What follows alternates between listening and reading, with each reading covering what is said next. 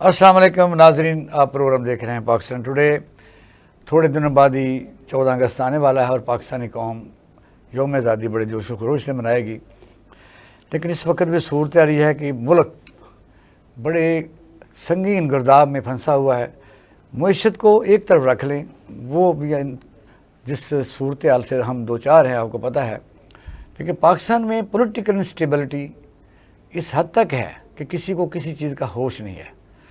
पहले सुनते थे, कहते हैं कि लड़ते लड़ते हो गए गुम, एक की चूंच और एक की दुम। लेकिन ग़ालिबन कोई भी बंदा तहरीक से नहीं सीखता और तारीख़ी वाक़या से कोई नहीं सीखता। ये बहुत बड़ी हकीकत है। मुल्क की सियासत से पहले हम बात करेंगे कि थोड़ी सी अच्छी भी कर लेते हैं, क्योंकि चाइना जो है पाकिस्तान का बड़ा ही आजमूदा दोस्त है और पाकिस्तान की तरक्याती मंसूबों में आपने देखा कि जब हम बहुत छोटे भी थे तो आप हैवी मैकेनिकल कम्प्लेक्स टेक्सला की मिसाल दे सकते हैं।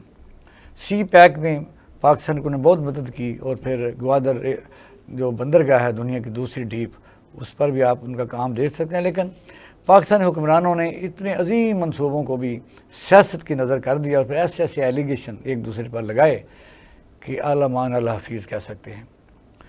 चाइना पाकिस्तान में ज़ाहिर है कि कारोबार के लिए उसकी वजह बनती है, दूसरे मुल्कों से भी तजारत करते हैं, इंडिया से भी करते हैं और इस वक्त उनका ज़्यादा फोकस अफ़गानिस्तान के ऊपर है। हम इतना बहुत बड़े एसेट से कैसे पीछे हटे, कौन सा मॉडल हम फॉलो नहीं कर सके, कौन सी जो चीज़ें हैं। सी पैक के जो ग़ालिबन 46 बिलियन जो डॉलर थे उनकी इन्वेस्टमेंट पर हमने कहाँ लल्ले तलल्ले किए और फिर ऐसे प्रोजेक्ट लगाए जिनके अभी भी हम 12 बिलियन रुपया सालाना हमें वो सूद देना पड़ रहा है।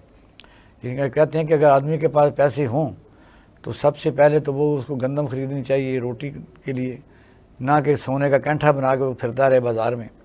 हमने ऐसे किया। और दूसरा आपने देखा कि सुप्रीम कोर्ट ऑफ पाकिस्तान के एक अक्सरीती जो फ़ैसला है, उसको अक्सरीती फ़ैसला भी नहीं कहना चाहिए, सुप्रीम कोर्ट का फ़ैसला कहना चाहिए, क्योंकि सुप्रीम कोर्ट का जो फ़ैसला होता है उसमें अगर किसी कोई एक दो जज साहबान की रिजर्वेशन भी हो तो जुल्फ़िकार भुट्टो जैसे लोग फांसी तक झूल जाते हैं। उसको ये कह सकते हैं कि सुप्रीम कोर्ट का फ़ैसला माना। लेकिन पाकिस्तान में जजों की डिवीज़न कोई सरबस्ता राज नहीं है।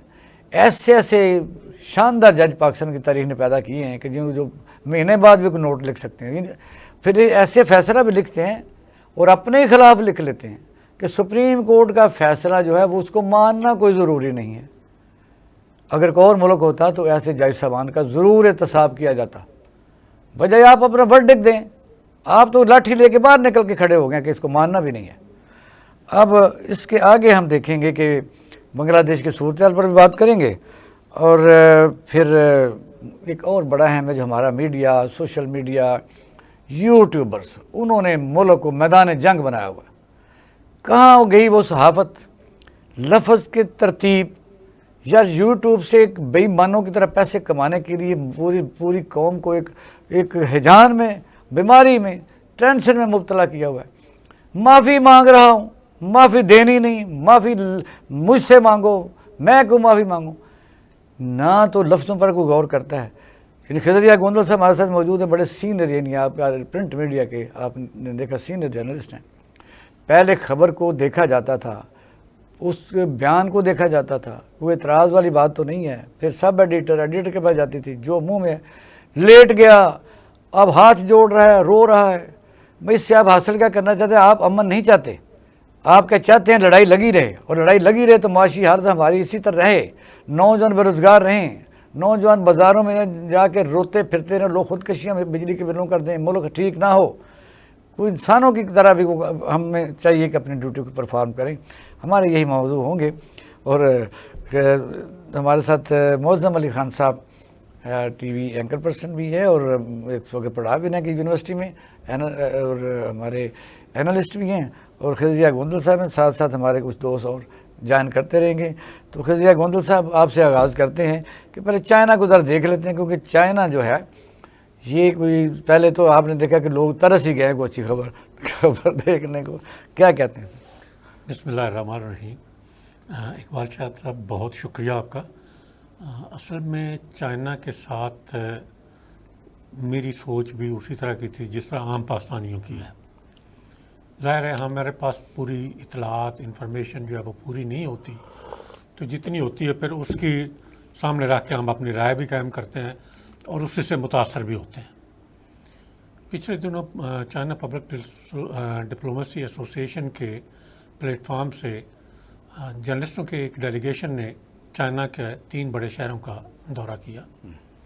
اس میں جو وزارت خارجہ کے عہدیداران ہیں ان سے بھی، اور انہوں نے وزارت خارجہ کی ایک ذیلی تنظیم جو ہے نا وہ بنائی ہے چائنا پبلک ڈپلومیسی ایسوسیشن، ان کے عہدیداران سے بھی بات ہوئی۔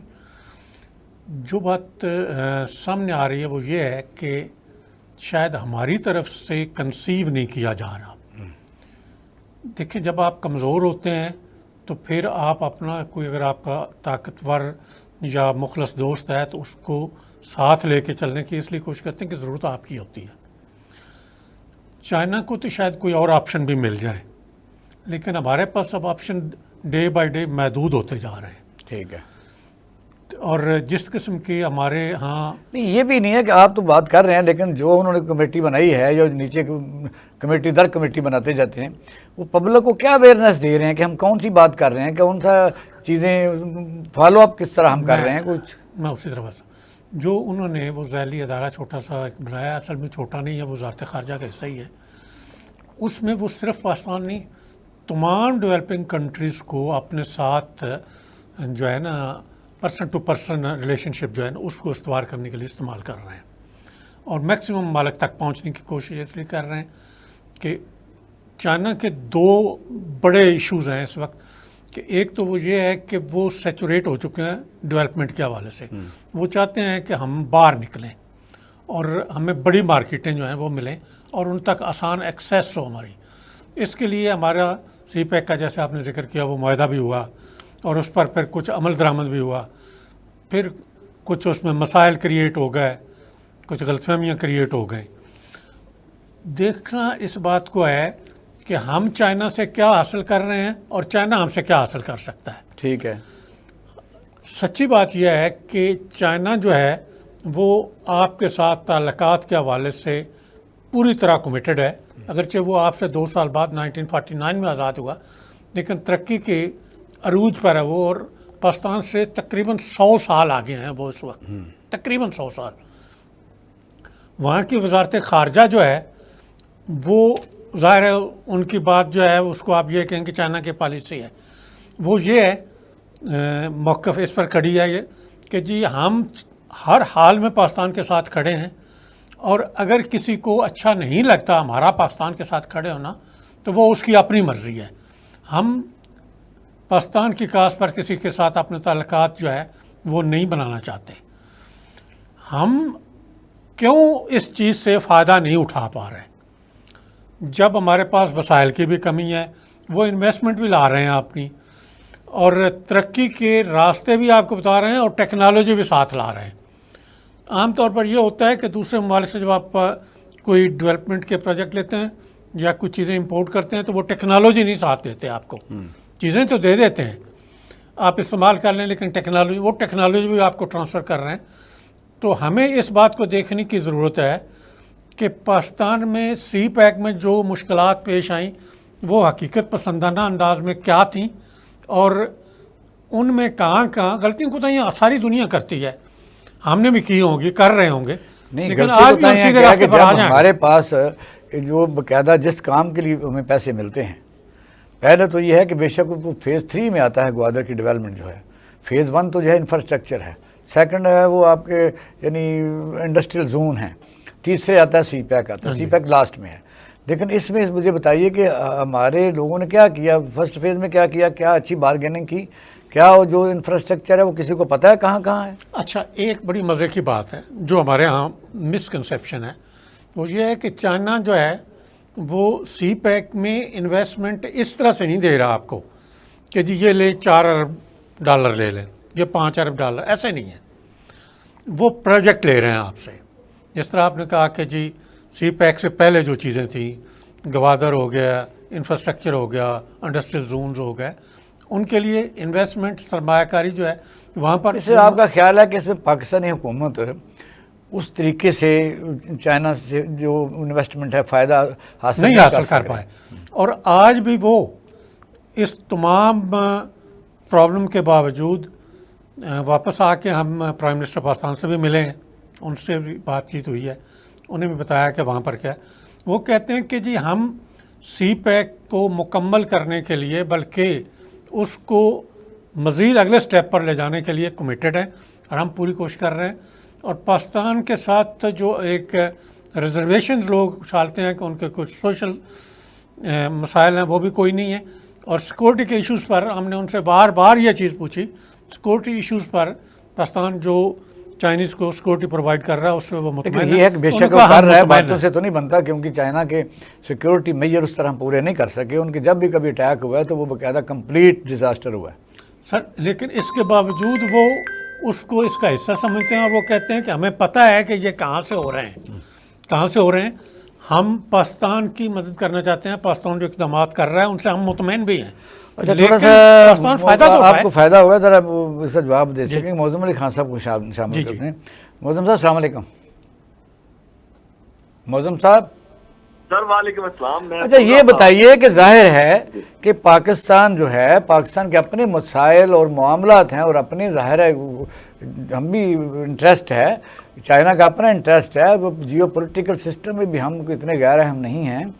لیکن وجہ یہ ہے کہ چائنا کا اعتراضات ایک طرف, کیونکہ ہم نے 6-7 سال پہلے دیکھا تھا, بلکہ اس سے بھی تھوڑا پیچھے, اتنی چائنا کے لوگ ادھر آ کے بڑے بڑے لوگ ہوٹلوں میں ٹھہر رہے تھے, بڑے بڑے پلازے لیے تھے, بلکہ زمین کاشت کر رہے تھے وہ. اور گوادر میں تو بہت زیادہ گیا ہوں, اگر وہ وہاں پی سی ہوٹل کے علاوہ انہوں نے علیحدہ رہائشیں بھی بنا لی, ان کو علیحدہ ایریا بھی دے دیا گیا. اور مبینہ طور پر ایک ایسا ایلیگیشن بھی ہے کہ ہمارے وہ جو منرل یا مائن سے ان کو اٹھا کے یعنی اکھاڑ کے لے گیا, وہ بہت قیمتی چیزیں تھیں. تو ہم نے تو ساری باتیں کی ہیں, رہا ایگریمنٹ کا جو ہمارے حکمرانوں نے کی اپنی پتہ نہیں کس وجہ سے کی, جو مبینہ طور پر ایلیگیشن بھی آتے ہیں کہ کوئی ویسٹ انٹرسٹ تھا. تو آپ نے دیکھا کہ انفراسٹرکچر میں تو ہم نے نہ ان سے کوئی سڑکوں کے استعمال کے لیے کوئی چیز رکھی کہ ہمیں اگر ٹوٹ جاتی ہیں تو ہم کیا کریں. ہم نے کہاں غلطی کی کہ چائنا کے یہ اعتراضات آتے ہیں. اقبال شاہ صاحب بہت شکریہ. میں ابھی گفتگو سن رہا تھا ہمارے معزز مہمان کی. میں ایک چیز بڑی معذرت سے کہنا چاہتا ہوں کہ ہم کھلی بات نہیں کرتے, اور ہمیں اپنے لوگوں کو بتانا چاہیے کہ اصل مسئلہ کیا ہے. میں اتنی ساری گفتگو سنتا ہوں سی پیک کے حوالے سے, گوادر پورٹ کے حوالے سے, اور مجھے ہمیشہ معذرت سے یہ کہنا پڑتا ہے جہاں ہم کہیں 5-7-10 سال پہلے کھڑے تھے وہیں کھڑے ہیں. مجھے نہیں معلوم کہ وہاں کوئی 4 جہاز بھی چین نے لا کے لنگر انداز کیے ہوں کہ یار میں اس کے ذریعے سے کوئی جگہ لے جاتا ہوں. کوئی ایک بریف اس گورنمنٹ, چلے پچھلی گورنمنٹ کے متعلق یہ ہے کہ انہوں نے چینیوں کو ناراض کر دیا تھا, حالانکہ یہ سارا پروپیگنڈا ہے. چینیوں کو کسی حکومت سے ناراض نہیں ہونا چاہیے, ان کے تعلق ریاست پاکستان سے, پاکستان کے لوگوں سے ہیں. وہ اپنی پالیسی کے مطابق آ کے کوئی گلا شکوہ کرنا چاہتے ہیں تو اسٹیٹ سے کریں. ہمیں نہیں معلوم کہ اصل منصوبہ کیا ہے. اتنا خفیہ رکھا ہوا ہے, اتنا خفیہ رکھا ہوا ہے کہ جی وہ ہم بتا نہیں سکتے. مجھے آپ بتائیں, اگر میرے گاؤں سے سڑک نکلنی ہے تو اس کو بتانے میں کیا حرج ہے؟ اگر میرے شہر سے کسی رستے میں گزرنا ہے تو اس کو بتانے میں کیا حرج ہے؟ کوئی اینڈ پروڈکٹ کا ہمیں پتہ نہیں. یہی ہمارے ساتھ یہ جو بجلی کے منصوبے ہیں اس میں ہوا. انہوں نے اپنے سارے جو یوزڈ پلانٹ تھے وہ یہاں پہ لا کے لگا دیے ہیں, اور باہر سے امپورٹڈ کوئلہ ہمیں خریدنا پڑ رہا ہے, کبھی افغانستان سے اور کبھی افریقہ سے, اس پہ ہم چلاتے ہیں.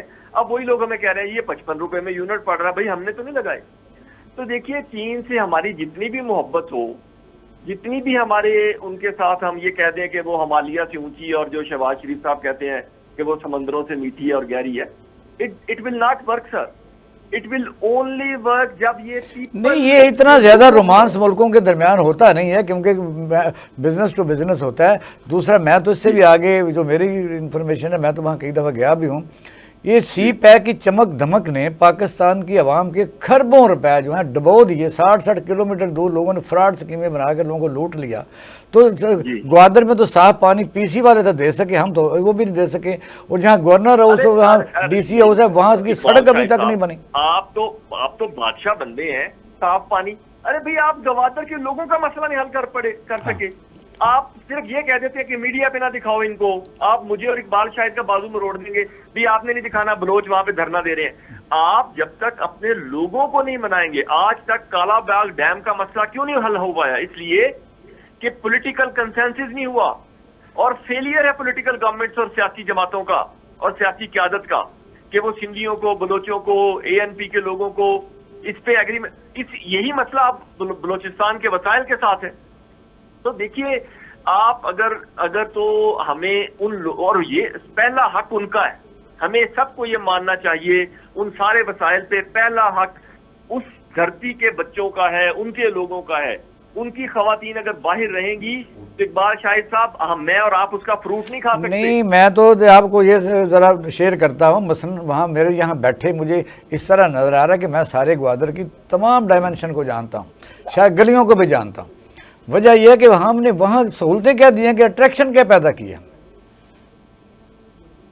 یہ تو یہی بتا سکتے ہیں, ایک ایئرپورٹ کی شکل ہے, ایک وہاں پہ نہیں, ایئرپورٹ کی بھی شکل مجھے پتا ہے. وہ یہ ہے کہ آپ نے دیکھا گوادر کا آپ نے ماسٹر پلان یہ اپروو نہیں کیا تھا, اس لیے کہ بار بار اب ایجوکیشن سٹی 30 کلومیٹر دور کسی ایسے بندے کی جو لاہور میں رہتا ہے, مجھے پتا ہے, وہ بنایا تھا. وہ زمین بیچ کے آگے چلا گیا کہ یہاں ایجوکیشن سٹی بننی ہے. پھر جو نیا ایئرپورٹ بننا تھا اس کے سامنے 850 ایکڑ زمین کس کی ہے وہ بھی مجھے پتا ہے. صاحب اور ہمارے جو معزز مہمان ہیں, آپ مجھے بتا دیں کہ یہ جو گوادر کا ماسٹر پلان ہے یہ دراصل چین نے فائنل کرنا ہے یا پاکستان کی بیوروکریسی نے کرنا ہے؟ کسی حکومت نے کرنا ہے, کسی ایک خاص شخص نے کرنا ہے؟ کرنا کس نے ہے بھائی؟ یہ اتنی دفعہ اچھا خضر صاحب سے پوچھتے ہیں. خضر صاحب پلان اب چین چلا گیا. خضر صاحب ذرا جی, خضر صاحب بتائیے, یہ ہیں معاملات. وجہ یہ ہے کہ چائنا درست ہے, وہ کاروبار کر رہے ہیں, اور یہ بھی ہے کہ ہمارا دوست ہے, لیکن ہم کیوں نہیں کامیاب ہو رہے جو ان بنیادی چیزیں ہیں. مثلا سپوز وہاں کہتے ہیں انریسٹ ہے, میں کہتا ہوں اس کا حل بھی آپ اور میں نکال سکتے ہیں. آپ وہاں 10-15 ہوٹل کیوں نہیں بناتے؟ سبسیڈائز کریں, ٹورزم کو پروموٹ کریں, یا اور فلیٹیں سبسیڈائز چلائیں, سیالکوٹ, فیصل آباد, لاہور اور کراچی. اور صرف ایک جملہ مجھے کہہ لے دیجیے, پھر آپ جائیے گا گوندل صاحب کی طرف. ابھی دیکھیے ہمارے سامنے دشمن سے بھی آپ کو عقل لینی چاہیے. ابھی دیکھیے کشمیر میں انہوں نے کیا کیا ہے, 370 ہٹا دیا. اس کے بعد جس طرح کی ڈیولپمنٹ وہاں پہ وہ لے کے آئے ہیں, آج انٹرنیٹ بھی چل رہا ہے وہاں پہ, آج وہاں پہ نہیں, ٹرین بڑی خوبصورت ٹرینیں ہیں, وہ تو ظاہر پتہ چل رہا ہے سارا کچھ. دے آر انویسٹنگ دیئر تاکہ انریسٹ ختم ہو. آپ بھی انویسٹ کریں, آپ وہاں پہ اپنے بزنس مین کو لے کے جائیں, ان کا بازو مروڑ کے اسٹاک مارکیٹ میں بھی تو لے جاتے ہیں نا آپ. جی خضر صاحب. معظم صاحب نے بالکل ٹھیک فرمایا, اور مجھے ان کی گفتگو کے بیشتر حصوں سے اتفاق ہے. لیکن ہم پہلے اپنا گھر ٹھیک کریں. چائنا کے ساتھ جو ہم نے کمٹمنٹس کی ہیں اور جو اپنے ڈیولپمنٹ کے پروگرام جو ہیں یا پروجیکٹ بنائے ہیں, یہاں سے روڈ گزرنے, ان کو ضرور پبلک کریں اور اپنی پبلک کو آن بورڈ کریں. ہاں یس, ان کو جب تک اصل میں فقدان ہی اس بات کا ہے کہ وہ جتنا بھی اچھا کریں, ہاں پتہ نہیں چل جب رہا. ہمارے لوگ اس کو اویئر ہی نہیں ہیں, وہ اس کو ایکسیپٹ ہی نہیں کر پا رہے. ہاں ایسا ہی. دوسری جو بات معظم صاحب نے کی, بڑی خوبصورت بات وہ یہ ہے کہ پہلے گوادر کے لوگوں کو ان کا حق دیں تاکہ وہ دوسروں کو ایکسیپٹ کر سکیں. جب آپ ان کو بنیادی حقوق ان کو نہیں دیں گے تو پھر وہ دوسروں کو کیسے ایکسیپٹ کر پائیں گے؟ آپ جتنے مرضی اچھے پروجیکٹ لے کے چلے جائیں, لیکن ان کو آن بورڈ کریں, سمجھائیں. وہ کون ہے؟ پاکستانی ہے نا, سمجھایا جا سکتا ہے, ایسی بھی بات کوئی نہیں ہے. آپ کو پتہ ہے کہ جو چائنا کی انٹیلیجنس ہے وہ ہم تو اپنے, ہمیں فخر ہے بہرحال یہ صحیح پر, دنیا کی بہترین انٹیلیجنسوں میں ہے. آپ پروگرام کر رہے ہیں تو یہ پروگرام بھی وہ واچ کریں گے. میں صحیح بتا رہا ہوں. وہ بتائیے, ان کو نہیں پتا کہ پاکستانی حکمرانوں نے بار بار اس کو ماسٹر پلانوں کو بدل کے کہاں کہاں زمینیں لے کے لوگوں کو بیچی. دیکھیں, یہ بہت سارے خدشات کا اظہار وہاں ہمارے ساتھ کیا بھی گیا, لیکن اس کے باوجود وہ کہتے ہیں کہ ہم, اچھا ایک بات یہ ہے کہ وہ کسی ایک حکمران کے ساتھ نہیں ہے, وہ پاکستانی قوم کے ساتھ ہیں, پاکستان کے ساتھ ہیں. وہ کہتے ہیں کہ جی ہمیں اس بات سے فرق نہیں پڑتا. اچھا آگے چلیں. چل پلیز.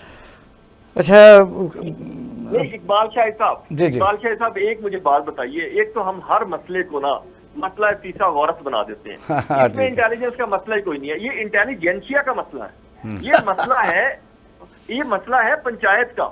یہ بٹھائیں لوگوں کو یار. وہ آئی تھی مہرنگ بلوچ, آپ ہر بندے کو اگر ہم یہ کہنا شروع کر دیں گے کہ یہ بندہ فلانے کا ایجنٹ ہے تو اس طرح ملک نہیں چلے گا. آپ لیٹ پیپل کم. جو آپ وہاں جائیں گوادر میں، اس کے ساتھ کلات ہے، کلات ڈیولپ ہو رہا ہے، گوادر ڈیولپ اس طرح نہیں ہو رہا، اور یہ ہے کہ چائنا کا یہ اعتراض درست ہے. اچھا خان صاحب اگلے سوال کی طرف چلتے ہیں. آپ نے دیکھا کہ اس وقت ملک کی جو حالت ہے وہ میرا خیال ہے ہر شعبے میں، وہ معاشی حالات لگا لیں، پولیٹیکل انسٹیبلٹی لگا لیں، ایکسپورٹ لگا لیں، ریزرو لگا لیں، پاکستان سے بے روزگاری لگا لیں، بے روزگاری کے ستائے ہوئے عواموں کی خودکشیاں لگا لیں. ایک طرف تو یہ ہے، ایک طرف یہ ہے کہ اس وقت سیاسی حکومت جو پارٹیاں ہیں وہ اتنا دست و گریبان ہے کہ اپنے اقتدار کو مزید یعنی طول دینے کے لیے ہر وہ حربہ استعمال کرنا چاہتی ہیں. اس وقت سچویشن یہ ہے کہ سپریم کورٹ آف پاکستان جو ہر ملک میں لاسٹ یعنی عدالت مانی جاتی ہے، ان کا جو فیصلہ ہے، میں تو اسے فیصلہ مانتا ہوں نا، اس کو 8 ججوں کا 11 ججوں کا نہیں مانتا. سپریم کورٹ کے فیصلے کو عمل درآمد نہیں کیا گیا، اور پھر 2 جج صاحبان محترم نے ایک ایسا یعنی دوبارہ اختلافی نوٹ لکھا، بلکہ حکمن لکھا کہ اس کو ضروری نہیں ہے کہ آپ اس کو عمل درآمد کریں، اور یہ ایک ڈومین کریز سے باہر نکل کے کھیلنے والی بات ہے. الیکشن کمیشن وہاں چلا گیا، اور اسی کے دوران پارلیمنٹ نے ایسی قانون سازی کی کہ جی اگر کوئی پارٹی کا بندہ الیکشن میں کامیاب نہیں ہوتا تو مخصوص سیٹیں نہیں ملیں گی، اور جس نے جہاں بھی کوئی 3 دن کے اندر دے دیا ہے وہ اسی پارٹی سے دوسری پارٹی میں نہیں جا سکتا. یعنی سپریم کورٹ آف پاکستان نے تو کہا تھا کہ درست فیصلے کون سے ہیں، یعنی انصاف جو ہے وہ وسیع ہے. تو اس جو آرٹیکل ہے اس کے تحت سپریم کورٹ مکمل انصاف فراہم کرنے کے لیے پابند ہے. کیا کہتے ہیں جی خان صاحب؟ آپ کی آواز نہیں آ رہی معظم خان. جی اقبال شاہ صاحب دیکھیے، میری تو گزارش سمپل یہ ہے کہ ہم نے پارلیمان میں بھیجا ہے جن لوگوں کو، وہ گئے نہیں، ان کی جگہ کوئی اور چلے گئے، تو ان کی جو لسٹ میں آتا ہے وہ کرتے ہیں. ہم نے جن کو نہیں چلو چلے بھی گئے ہیں تو زیادہ بہتر تھا کہ اس تھوڑا کشیدگی کو کم کرتے. اس میں کون سی بات ہے؟ دیکھیے میرا یہ خیال ہے کہ ان کے پاس کشیدگی کم کرنے کی ان کو ضرورت نہیں ہے. جس بنیاد پہ ان کی گورنمنٹ قائم ہوئی ہے وہ مجھے بھی معلوم ہے، وہ آپ کو بھی معلوم ہے. میں آپ کے پروگرام کے لیے مسائل نہیں پیدا کرنا چاہتا، نہ اپنے لیے پیدا کرنا چاہتا ہوں. ہم تو ہمارے لوگ ہیں نا سر، ہم تو ٹکر نہیں کھا سکتے. ہم صرف گزارش کر سکتے ہیں. دیکھیں اگر تو بات کی جائے کہ جی ان کو آئین میں ترمیم کی، قانون میں ترمیم کی اجازت بالکل ہے بھائی، اب آپ حکومت میں بیٹھے ہیں، لیکن کیا اس سے وہ ملک میں جو موجودہ انتشار ہے اس کو ختم کر رہے ہیں؟ وہ بالکل ختم نہیں کر رہے، وہ اس کو بڑھا رہے ہیں. اور حکومتیں ہمیشہ انتشار کو ختم کرتی ہیں، کم کرتی ہیں. ایک ہی طریقہ ہو سکتا ہے کہ آپ کی بی ٹیم ہے، یہ جو لوگ آپ کو ٹیلی ویژن پہ آ کے پریس کانفرنس کرتے ہیں نا سر، یہ بی ٹیم ہے، یہ حکومت کی بھی بی ٹیم ہے. ان کے جو سنجیدہ لوگ ہیں ان کو، اور اس میں حیران ہوں کہ کیوں پاکستان پیپلز پارٹی اتنا بیک فٹ پہ چلی گئی ہے، کیوں عوامی نیشنل پارٹی اتنا بیک فٹ پہ چلی گئی ہے. ان کا بڑا پازیٹیو کردار ماضی میں رہا ہے. تو نواز شریف صاحب اتنی بڑی قداور شخصیت، 3 بار وزیر اعظم رہے، مجھے بڑا افسوس ہوتا ہے اتنی سنجیدہ اور سینئر لیڈرشپ ان کے پاس ہے حکومت میں بیٹھ کے، اور یہ معاملات طے نہیں کر پا رہے. عمران خان جتنا بھی ضدی ہو، جتنا بھی سٹبن ہو، وہ طالبان سے تو برا نہیں ہے نا. ہمارے ہاں طالبان سے بھی گفتگو کی گئی، ان لوگوں کو بھی رہا کر دیا گیا جو ٹی ٹی پی کے ترجمان تھے، اور بعد میں اس کے اوپر کسی نے بات بھی نہیں کی. تو آپ ایک اچھے طریقے سے ڈائیلاگ کو انیشیٹ کریں. اگر آپ سیٹیں روکنا چاہتے ہیں آپ اس کو گھسیٹ لیں. یہ فالج زدہ حکومت جو ہے، جو 2-4 مہینے اور نکل جائے گی، اور اس سے زیادہ کیا ہو جائے گا. آپ مجھے دیکھیے ان کے فیلئر کی تعداد دیکھیے، یہ 1.5 سال پہلے رہے اور اب ان کو 4-5 مہینے ہو گئے. ایک ٹھیلے کی غیر ملکی انویسٹمنٹ نہیں آئی. اگر آئی ہے تو مجھے بتا دیں. وعدہ تو ہوا ہے نا، انہوں نے ایم او یو کافی سائن کیے ہیں، شاید آ جائیں. میں آپ کا کروا دیتا ہوں صبح، آپ مجھے دنیا کا ملک بتائیں. ٹھیک ہے. ایم او یو کیا ہوتا ہے سر؟ MOU اچھا اس کے ساتھ ساتھ عوام کی بڑی ٹیچنگ خان صاحب ہو رہی ہے. جب یہ پہلے آج 15-20 سال ہوتا تھا نا, تو جس طرح IPPs کے متعلق ہم بات کرتے تھے, جی ساورن گارنٹی ہے, یہ تو IPPs ہے, ہم سمجھتے پتہ نہیں کون جن ہوتا ہے. اب جب پارلیمنٹ میں دیکھتے ہیں تو اوپر اگر آپ گیلری میں بیٹھے ہوں تو آپ انگلی کر سکتے ہیں کہ IPP وہ بیٹھا ہے, IPP وہ بیٹھا ہے, گندم والا وہ بیٹھا, چینی والا وہ بیٹھا. اب کیا کریں؟ نہیں, آپ کچھ بھی نہیں کر سکتے. میں تو پچھلی دفعہ بھی آپ سے گزارش کی تھی, یہ منصوبے انہوں نے لگائے ہیں اور 16-17 ہزار زیادہ بجلی پیدا ہو رہی ہے. اس زیادہ بجلی سے لوگوں کو مارے, ان کو نا وہ ایک بجلی کا ایک منصوبہ بنا لیں, لوگوں کو کرنٹ لگا کے استعمال بھی ہو جائے گی, تھوڑی ہماری پاپولیشن بھی غریبوں کی کم ہو جائے گی, کام بھی آ جائے گی. Very strange. ورنہ یہ تو خون نکال کیوں چلے گی ہمارا. نہیں, بجلی کا تو خان صاحب, میں خضر صاحب سے پوچھنا, خان صاحب چھوٹا سا کلپ ہے 1 منٹ کا, اس نے یہ کہا کہ 1970 میں, مجھے خود یاد ہے کیونکہ ہمارا ڈپو تھا تو مجھے پتا ہے کہ 1 روپے 60 پیسے چینی تھی اور 18 روپے 37 پیسے آٹا. تو مجھے یہ بھی پتا ہے کہ 12 آدمیوں کو کتنا آٹا ملتا, تو کتنے 4 روپے 22 پیسے کتنے ہوتے تھے 9 سے 3 اسٹانگ کے آٹے کے. اور پھر یہ بھی پتا ہے کہ شیخ نثار کھڑا رہتا تھا 3 ٹیڑی پیسے لینے کے لیے. یہ بھی پتا ہوگا پھر کہ آدھ پاؤ چینی جو ہے پر پرسن ملتی تھی 2 اسٹانگ. اچھا, وہ جناب اس نے کہا یہ ابا جی گھر میں چودھری بیٹھا ہے, تو اس کا بیٹا آیا, کہتا ہے یہ 2 روپے 75 پیسے یا 2.25 روپے بل ہے ابا. اس نے کہا یہ 10 روپے کا نوٹ لے, بل بھی دیا, 2 کلو چینی لیا, تھوڑا فروٹ لے آنا اور کوئی تھوڑا کلفیاں بھی کھا لینا. اس کے بعد وہ 2024 آ گیا. 2024 دکھایا کہ اس نے کہا ابا جی بل آ گیا 1,50,500 کا. وہ پریشان ہو گیا, اس نے کہا یہ جو ہمارا بیڈ کا کھڑا ہے یہ 70,000 کا ہے, موٹر سائیکل 50 کا ہے, ایک لیلا کھڑا ہے وہ بیچ لے, باقی 1500 پھر کام ہو گیا. یعنی وہ اس نے اپنے 4 روپے بیچی. اس نے کہا جی آج کا مہینہ تو گیا. وجہ یہ کہ یہاں تک ہم پہنچ گئے. خضر صاحب رونے والا مقام ہے. تو ناظرین, خضر یاد گوندل صاحب سے ہم جواب لیں گے آفٹر شارٹ بریک. ہمارے ساتھ رہیے گا. ویلکم بیک ناظرین, آپ پروگرام دیکھیں پاکستان ٹوڈے. خضر یاد گوندل صاحب, بجلی کے بلوں نے معاشرے میں اس حد تک تناؤ پیدا کر دیا کہ بھائی بھائی کے ساتھ لڑ رہا ہے. اور لوگ کہتے ہیں نا جی وہ گھر کی میں نے چیز بیچی تھی, گھر کی چیز تو غریبوں کے پاس ہے ہی کون سی بیچیں گے. یہ بجلی کے بل اور پھر بینیفیشریز پاکستان کے اندر موجود ہیں. IPPs کے آڑ میں اربوں خربوں روپے لوٹ کے لے کے جا رہے ہیں, 1900 ارب روپیہ. اس ان حالات میں مجھے بتائیے عوام کو کون سا آپ چونگم دیں گے وہ چوستی رہے.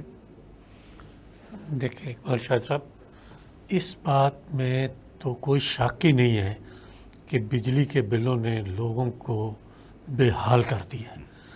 اور میں نے اپنے کیریئر کے پچھلے 44 سالوں میں ایسی بری حالت کبھی نہیں دیکھی. غریب سے غریب آدمی جو ہے وہ کم سے کم اس قابل ضرور ہوتا تھا کہ اپنی ضرورت کی چیزیں چھوٹی موٹی جو ہیں, ٹھیک ہے مرغا نہیں کھا سکتا نہ کھائے, گوشت نہیں کھا سکتا, دال کھا لیتا تھا وہ. اب لوگ گھر کی چیزیں بیچ کے بجلی کا بل ادا کریں تو گھر میں تو چیز پہلے ہی کوئی نہیں ہے. پہلے کوئی کون سی چیز ہے ہی کوئی چیز نہیں ہے. اگر کسی کے پاس کوئی ٹوٹی سائیکل تھی بھی تو وہ بھی ختم ہو گیا کام. موٹر بائک کسی کے پاس ہے تو وہ بھی. یہ میری بات آپ نوٹ کر لیجئے گا کہ بجلی کے بلوں والا سب سے بڑا پھندہ جو ہے وہ موجودہ حکومت کے گلے میں ڈلے گا, اور اس سے کوئی بڑی تحریک بھی جنم لے سکتی ہے جس کی واپسی پھر ایسی ہوگی خوفناک نقصان کہ آپ ہم سب جو ہے وہ پناہ مانگیں گے کہ یہ کیا ہو گیا ہے. حکومت کو ہوش کے ناخن لینے چاہیے اور اس شعبے میں خاص طور پر, اور ایسے نیک اداروں کے بھی IPPs نکلے ہیں. ہاں, اب ہونا یہ چاہیے کہ حکومت کو اس بارے میں اپنے اقدامات کو زیر غور رکھنے کے بجائے اب عمل کر گزرنا چاہیے تاکہ لوگوں کو سانس آ سکے. آپ توقع رکھتے ہیں کہ یہ جتنا منافع ہے واپس کر دیں گے؟ نہیں سر, پچھلا منافع نہیں, آگے سے ایٹ لیسٹ رک جائیں نہیں, تو بھی آپ کو کہاں لے سانس کے آ جائیں جائے گے. گا. مجھے بتائیے جب انسان کے پاس کوئی آپشن ہی نہیں رہ گیا, دیوار آ گئی نیچے, تو پھر مجھے بتائیے کیا کرے. سر میں یہی تو عرض کر رہا ہوں کہ جب آپ آنورڈ بھی کوئی اقدامات نہیں کریں گے تو پھر 1 مہینے تو کوئی کپڑے بیچ کے کوئی کچھ بیچ کے کوئی چھوٹا موٹا کر کے اپنا گزارا کر لے گا. خان صاحب اس پر کیا کہیں گے, کیونکہ اس وقت تو بالکل بینیفیشری سامنے ہیں اور عوام کے پاس کچھ نہیں ہے. میں یقین کرو اسی آپ کے سامنے میں خود اپنی بات بتاتا ہوں کہ ہم کوئی مہینہ باہر رہے ہیں اور 2 جی گھر میں ہیں، میرا بیٹا اور میری بہو، انہوں نے ایک اے سی لگایا، سارے اے سی بند ہیں. میں آج رات بھی بغیر اے سی کے سویا، میں دیہاتی ہوں، میں سو جاتا ہوں، اور بالکل میں ایمانداری کے سامنے یہ میں کہہ سکتا ہوں. لیکن 1,22,000 پھر بل آیا، 1,21,000 یا 22,000 پھر بل، اور ہم نے ایک بل دیا کیونکہ 2 کنیکشن اوپر والی منزل کا علیحدہ ہے، نیچے والا علیحدہ ہے. اب کیا بیچیں مجھے بتائیے.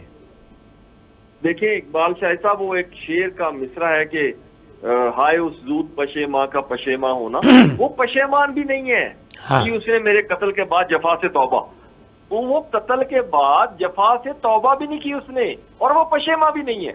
اس لیے کہ آج بھی نواز شریف صاحب نے یہ منصوبے لگائے تھے، ہم پتہ نہیں نام لینے سے کیوں شرماتے ہیں، وہ تو اس کا نعرے لگاتے ہیں کہ ہم نے لگائے تھے بجلی کے منصوبے، ہم نے اندھیرے ختم کیے تھے. اب بھی کہتے ہیں وہ تو بجلی پوری انہوں نے کی تھی، خیر کہتے ہیں نہیں، بلکہ انہوں پوری نے نہیں لگائے کی تھے تھی، زیادہ بلکہ بنا دی ہے.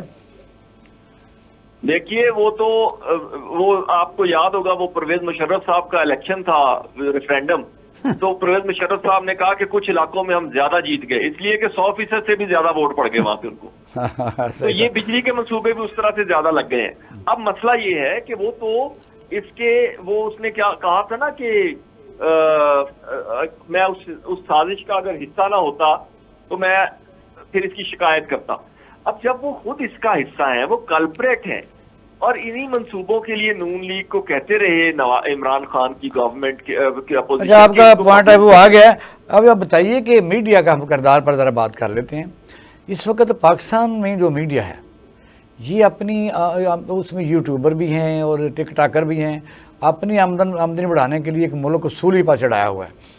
اب آپ دیکھیں کہ چاہیے تو یہ تھا کہ ایک ذمہ دار جرنلزم یہ ہوتی ہے کہ آگ کو ٹھنڈا کیا جائے، حکومتی موقع بھی درست پیش کیا جائے اور اپوزیشن کا بھی درست پیش کیا جائے. روزانہ وہ کہتے ہیں اندر کی خبر لانے میں آپ دیکھیں گے وہ عمران خان لیٹ گیا ہے، اس نے معافی مانگ لی ہے، رو پڑا ہے. اچھا، اس کا مطلب ہے کہ اسے غصہ چڑھائیں کہ وہ صلح نہ کرے. حکومت کو بھی اسی طرح کے تانے دیتے ہیں، پھر اسٹیبلشمنٹ کو خاص طور پر کہ جی فلاں جنرل گئے، حالانکہ کوئی بھی نہیں گیا. اس طرح کے جو حرکتیں پاکستان میڈیا کر رہا ہے، میڈیا کا کچھ مخصوص حصہ کر رہا ہے. اس کے متعلق کیا کہیں گے کہ یہ پاکستان کا جو مخصوص میڈیا ہے، یہ اس کا تو ڈیوٹی ہونی چاہیے کہ اس وقت ملک میں جو انریسٹ ہے، انسٹیبلٹی ہے، تھوڑا سا اس کو بہتر طریقے سے صحیح خبر دیں. یہ تو آگ لگانے میں آگے ہے. دیکھیے اقبال شاہ صاحب، میں تو بڑی سادہ بات کرتا ہوں. پہلی بات تو یہ ہے کہ جو جرنلسٹ ہوتا ہے وہ اس کی بنیاد یہ ہوتی ہے کہ وہ 2 چیزوں پہ فوکس کرتا ہے کہ اس خبر کی ویلیو کیا ہے، نیوز ویلیو ہے اس کی، اور پھر وہ یہ دیکھتا ہے، ہم تو یہ پڑھاتے ہیں کہ بھی اس کی لینگویج سادہ ہونی چاہیے، اس میں کوئی سینسیشنلزم نہیں ہونا چاہیے، اس میں کوئی مرچ مسالہ نہیں ہونا چاہیے، اس میں کوئی بائس نہیں ہونا چاہیے، آپ کا نہ پولیٹیکل بائس ہونا چاہیے، نہ آپ کا کوئی بزنس بائس ہونا چاہیے. اور اس خبر کے حوالے سے آپ پہلے حقائق اکٹھے کرتے ہیں، پھر اسے ایز اٹ از پریزنٹ کر دیتے ہیں. آ کے پڑھنے والا فیصلہ کرتا ہے اس کے حوالے سے.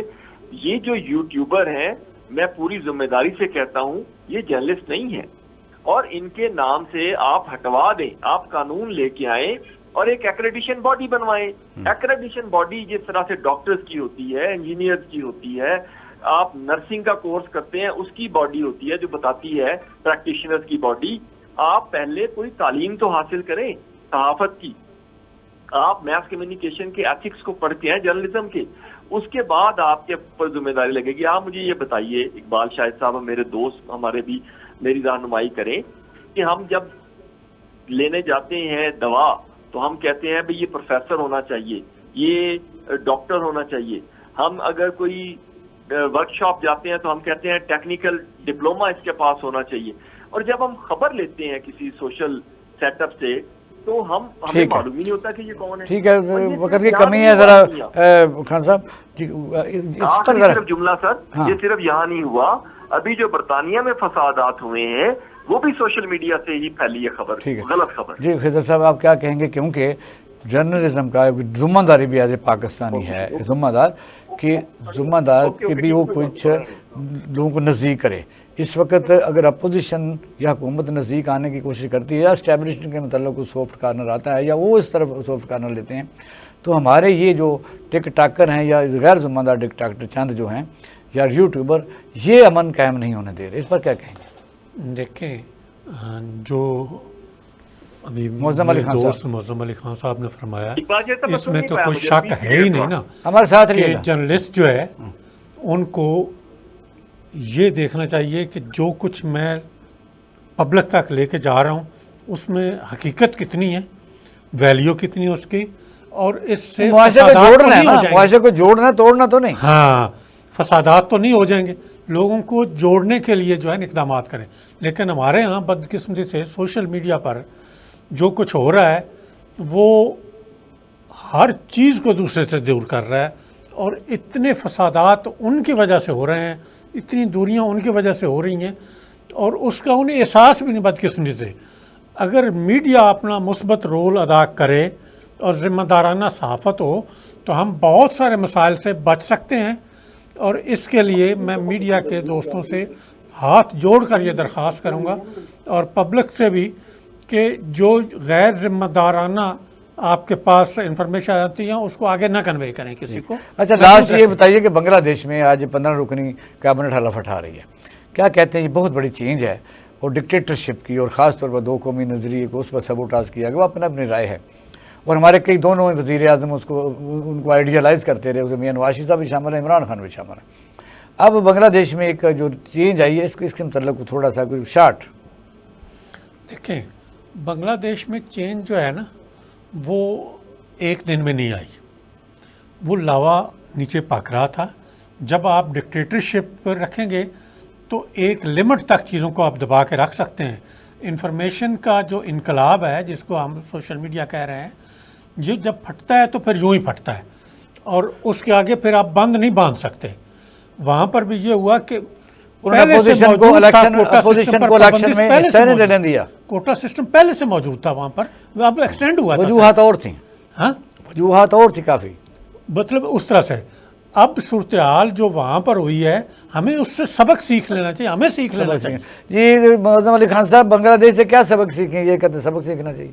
دیکھیے اقبال شاہد صاحب، پہلے تو یہ سبق ہے کہ آپ پولیٹیکل لیڈرشپ، جب آپ قداور بن رہے ہوتے ہیں لیڈر، آپ طاقت اتنی ارتکاز کر لیتے ہیں اور آپ اتنے پاور ہنگری ہو جاتے ہیں، ہمارے political leader South East Asia کے، کہ وہ چاہتے ہیں رون دیں، ختم کر دیں۔